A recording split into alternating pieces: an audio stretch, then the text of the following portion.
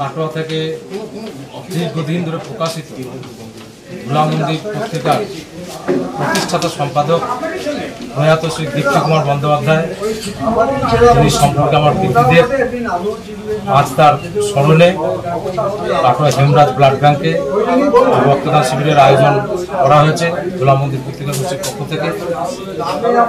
আমার এই কর্মকাণ্ডে যার সহযোগিতা এবং অবদান আমি কোনোদিন ভুলবো না, বা যিনি না থাকলে এই অনুষ্ঠান সফলতার মুখ দেখতো না, সেই জয়দেব দত্ত আমার সঙ্গে দাঁড়িয়ে রয়েছে। আর তার পেছনে রয়েছেন আমাদের কাটোয়ার অন্যতম বিভক্ত প্রতিষ্ঠিত ক্লাব দেশবন্ধু ক্লাবের অন্যতম কর্ণধার শ্রী প্রলয় কুমার চক্রবর্তী। আজকের অনুষ্ঠানের উদ্বোধক হিসেবে উপস্থিত ছিলেন পূর্ব বর্ধমান জেলা তৃণমূল কংগ্রেসের সভাপতি এবং কাটোয়া দীর্ঘদিনের বিধায়ক মাননীয় শ্রী রবীন্দ্রনাথ চট্টোপাধ্যায় মহাশয়, কাটোয়া পৌরসভার পৌর প্রধান শ্রী সুমিত কুমার সাহা মহাশয়, ভারতী ভবন স্কুলের প্রাক্তন প্রধান শিক্ষক শ্রী দেবব্রত মুখোপাধ্যায় মহাশয়, বিশিষ্ট কবি গল্পকার তারকেশ্বর চট্টোপাধ্যায় মহাশয় থেকে শুরু করে অন্যান্য বহু বিশিষ্টজন। এখন আমাদের এই রক্তদান শিবির এই মুহূর্তে চলছে। প্রায় 14 থেকে 15 জনের রক্তদান করা হয়ে গেল, এখনও বেশ কিছুজন রয়েছে। তো আমি বেশি কিছু বলছি না। আমি আজকের অনুষ্ঠানে যিনি মূল মেঘনাথ জয়দেব দত্তকে আমি কিছু বলার জন্য অনুরোধ করছি। সারা পশ্চিমবঙ্গে প্রত্যেকটি ব্লাড সেন্টারে একটা রক্ত সংকট চলছে। হেমরাজ ব্লাড সেন্টারও তার ব্যতিক্রম নয়। সেই রক্ত সংকট দূর করার জন্য কাটোয়া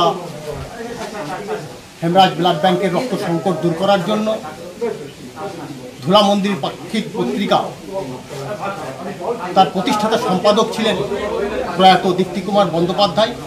তার স্মরণে তার পরিবার থেকে রক্তদান শিবির করার উদ্যোগ গ্রহণ করেছে। পাশে রয়েছে কাটোয়ার বিভিন্ন সমাজসেবী সংগঠন, বিভিন্ন ব্যক্তি।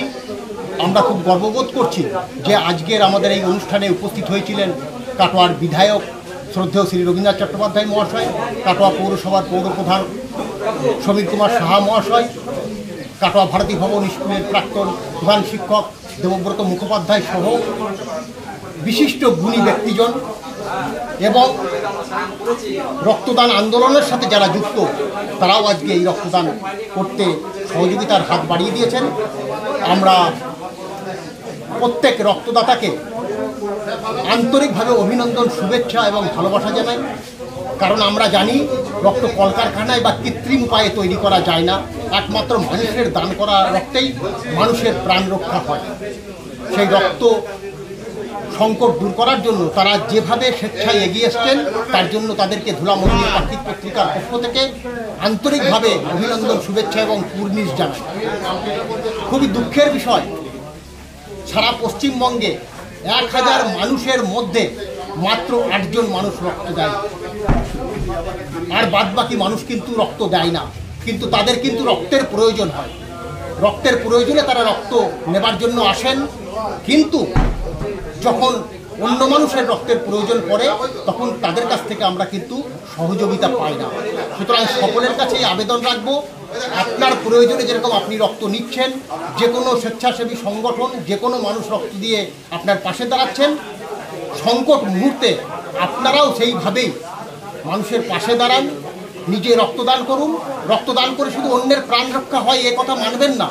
রক্তদান করে অন্যের প্রাণ রক্ষার পাশাপাশি নিজে অনেক অনেক বেশি সুস্থ সবল থাকবেন। বহু রোগকে প্রতিরোধ করা যায়, বহু শরীরে রোগ প্রতিরোধ ক্ষমতা বৃদ্ধি পায়, হার্ট অ্যাটাক, ক্যান্সারের মতো রোগকে প্রতিরোধ করা যায়। সুতরাং রক্তদান করে নিজে অনেক বেশি সুস্থ সবল থাকা যায়, তারপরে অন্যের প্রাণ রক্ষা হয়। সুতরাং নিজে ভালো থাকতে, নিজে সুস্থ থাকতে, নিজে সবল থাকতে, নিজের কর্মক্ষমতাকে বৃদ্ধি করার জন্য নিজে প্রতিনিয়ত, অর্থাৎ একজন পুরুষ মানুষ বছরে 3 মাস অন্তর 4 বার রক্তদান করতে পারেন, একজন মহিলা 120 দিন অন্তর বছরে তিনি 3 বার রক্ত দান করতে পারবেন। যদি তিনি নিয়মিত এইভাবে রক্ত দান করে থাকেন তাহলে তিনি অনেক বেশি সুস্থ সবল থাকবেন। সুতরাং আসুন আমরা সব কিছু বিভেদ ভুলে মানুষের প্রাণ রক্ষার পাশাপাশি নিজে অনেক বেশি সুস্থ সুস্থ সবল ভালো থাকি, তাহলেই আমি নিজে যেরকম ভালো থাকবো, আমার পরিবার ভালো থাকবে, আমার পরিবার ভালো থাকলে আমার পাড়া প্রতিবেশী ভালো থাকবে, আমার পাড়া প্রতিবেশী ভালো থাকলে আমার দেশ সমাজ ভালো থাকবে। সুতরাং আসুন রক্তদান করে নিজে সুস্থ সবল থাকবে।